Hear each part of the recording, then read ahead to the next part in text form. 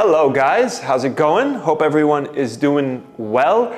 I want to make a video about health and about how basic health can be and how simple things can be in order for you to be a healthier person. Now, the way I kind of rule my life is I have sort of foundations and pillars that I always follow so consistently that are very simple. And then of course from that I add all my yoga, my calisthenic training, sometimes my weightlifting, which is all well and good. But at the end of the day, I know that I really just need 5 very simple things to be healthy, to feel good physically, to feel good mentally, and even to feel good spiritually.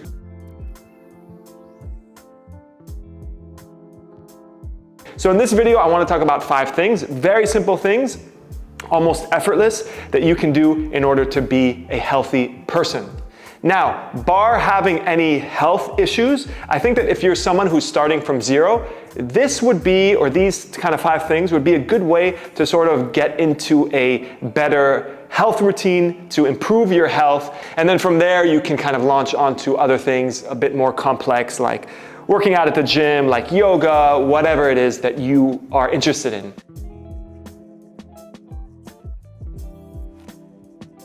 So let's get right into it. The first thing that everybody should be doing is walking.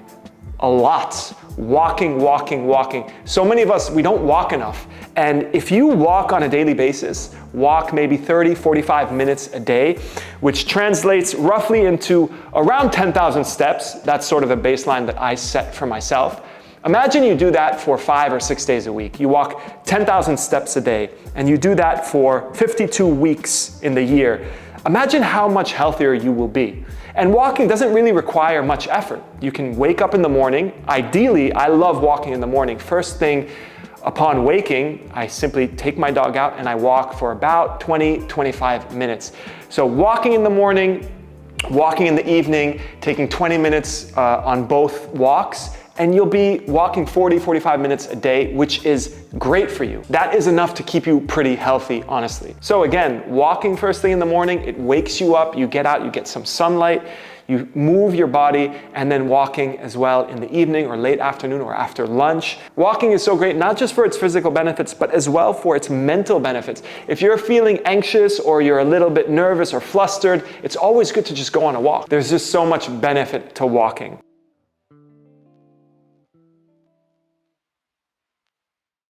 All right, on to the next point, and I touched upon it a little bit when I was talking about walking, but number 2 is getting enough sunlight.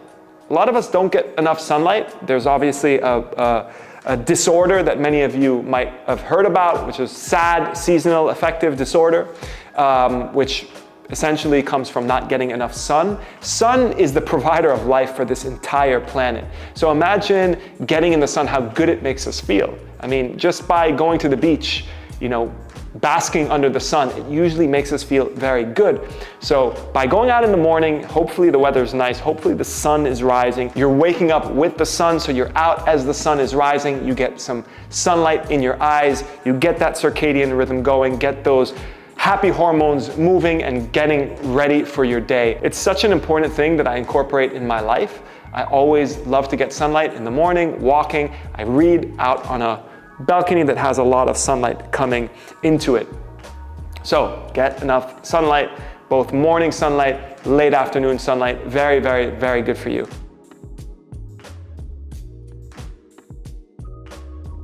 Number 3, drinking enough water. A lot of people don't drink enough water.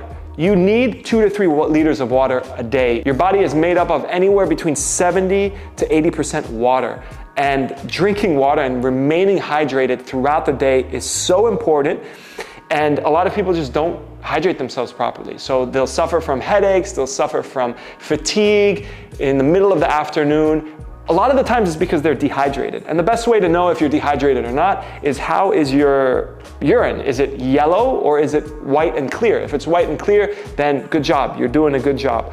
And that's how you always want it to be. You always want to be so well hydrated that every time you go to the bathroom, your urine is pretty much white.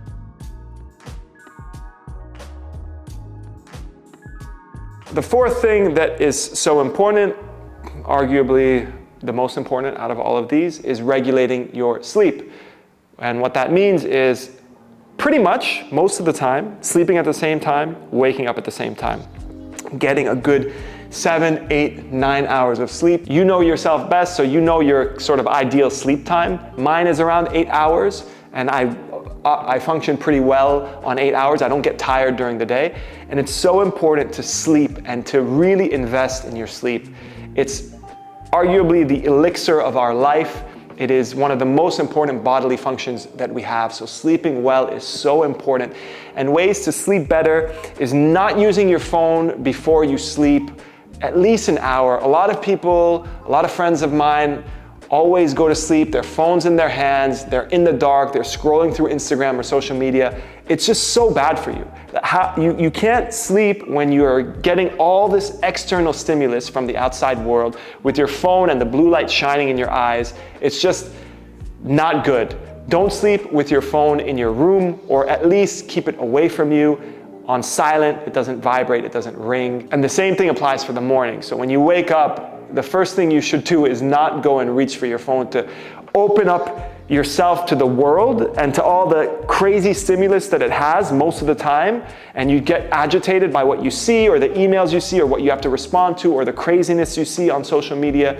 So really, the phone is something that should be left out of your sleep routine. At least an hour before you sleep and at least an hour after you wake up. I can't emphasize this more. It changes your life when you just really, your phone isn't the first thing. It's not the priority in the morning, and it's not the priority before you sleep.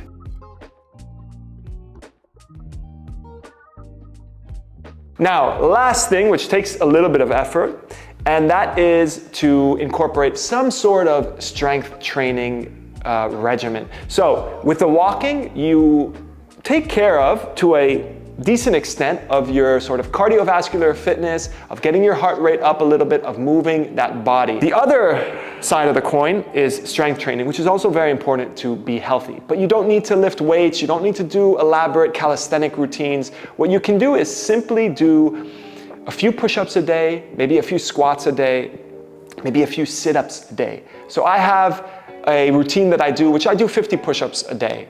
Most days of the week, probably 6 days of the week, I do 50 push-ups a day. I set that challenge for myself for the year, and I encourage you to do the same.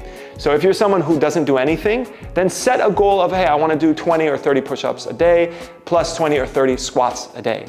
And then add that to your walking routine, add that to drinking water, sleeping well, getting sunlight, and you're going to drastically improve your health. And it doesn't really take much effort, 30 push-ups a day. If you can't do regular push-ups, do push-ups on the knees. So it's so simple. And this example, or these examples that I gave, push-ups, squats, you can do whatever you want. You can do jumping jacks, you can do burpees, you can do pull-ups. Do them for 5-10 minutes a day, and you're just gonna get healthier, and it's gonna be very, very good for you. So again, set challenges for yourself and stick to those challenges. So work on your discipline, work on your willpower. Without consistent practice, you're not gonna get anywhere. And without consistent practice, you're not going to strengthen your will and strengthen your discipline in order to stick to these routines, stick to these habits. That's why I would suggest doing a 30-day challenge or a 40-day challenge of, okay, I'm gonna walk every morning for 20 minutes. And then when I'm done walking, I'm gonna do 30, 40, 50 push-ups, whatever it is. And I'm gonna drink a liter of water as soon as I wake up. So set these little habits and make sure you stick to them. And on a consistent basis, when you do it over and over and over and over again, it just becomes part of your life. It becomes part of your lifestyle. And that's what everybody means when they tell you, or when people who are super fit and very healthy, they just say, oh yeah, it's part of my lifestyle. Because they've done it so much, it's just become incorporated into them. And obviously that is a very good way to live. So that's it. Those are the 5 habits that I really recommend that you do in order to become a healthier person. Wherever you are on your journey, even if you are a seasoned athlete, it's very good to have those foundations. in place. So when I don't exercise or when I don't have time to do what I want to do, I'm still walking in the morning, I'm still drinking a lot of water, I'm still getting sunlight, I'm still getting good sleep, I'm still sometimes just doing maybe 50 push-ups a day, which takes 3 minutes. So I feel very healthy no matter what, even if I'm not doing all the things that I love doing, all those other good stuff. And that's not to say you shouldn't do them, but again, these foundations, having these foundations in place in your life will dramatically improve your life. And you just got to do it on a consistent basis, and you will notice a world of difference in how you feel physically and how you feel mentally. Cool, I hope you enjoyed that video. I have other videos on this channel, calisthenic workouts, yoga, vinyasa classes, some pretty difficult, some easier than others. I'll leave a little link here up in the corner. And please check them out. If you like this video, give it a like, maybe subscribe to the channel, and I hope to see you here again soon. See you later. Have an amazing day.